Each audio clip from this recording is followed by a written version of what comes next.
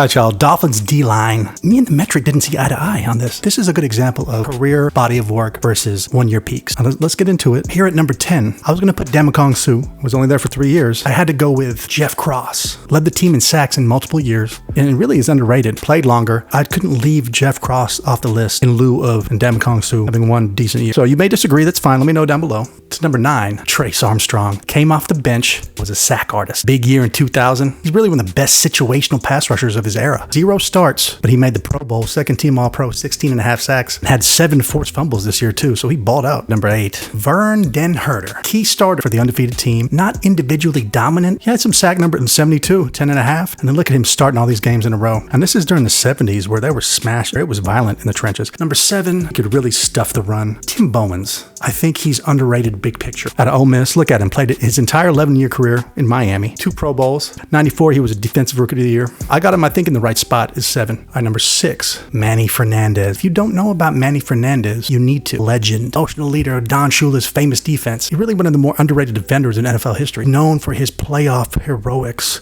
Super Bowl 7 should have won MVP. 17 tackles in Super Bowl 7. He was all over the place. One of the most legendary performances ever. 17 tackles in the Super Bowl. If you want a smoking gun as to how impactful he was, 9th in MVP voting. He's making an impact. I got him at number 6. I think it's appropriate. 5, Doug Betters. He's a very big human being. 6'7", 260. Played a decade with the Dolphins. Monster year. Boom. 1983. What the hell happened? 16 sacks, led the NFL, 20 AV to lead the league, the most impactful player in the league. First team All-Pro, defensive player of the year. He's unblockable. Known for his swagger, his intensity. Think TJ Watt. His game was similar. At number 4, Cameron Wake. Quick twitch freak. 5-time Pro Bowler. One of the best pass rushers of the 2010s. Undrafted. Cut by the Giants. Went to the CFL. Had to hone his craft. Came back and is an all-time great for the Dolphins. First team All-Pro 2012. He's the best modern pass rusher that the Dolphins have had. Number 3, Bob Baumhauer. One of the best nose tackles of the 1980s. He was the prototype 3-4 nose tackle. Early 80s, Miami ran a 3-4. Very effective. Baumhauer was the centerpiece. Chris Jones in Kansas City. He controlled the line of scrimmage. 6 Pro Bowls. 9 sacks at nose tackle. 8 sacks at nose tackle. Top 20 nose tackle to ever play the game. I think he's got a Hall of Fame argument. I think he does. Number 2, Bill Stanfill. 6'5",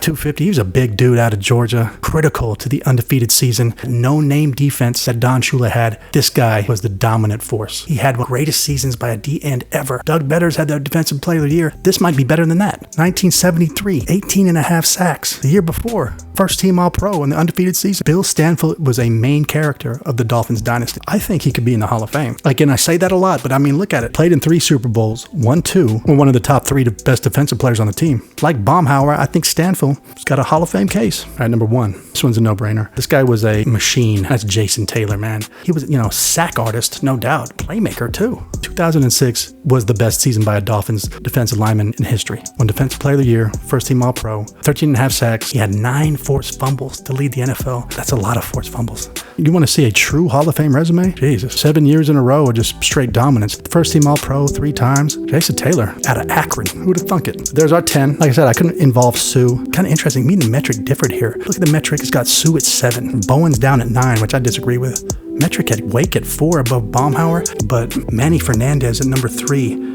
Better than Wake or Betters or Baumhauer? Nuh-uh. Let me know what you think down below. Have a good one.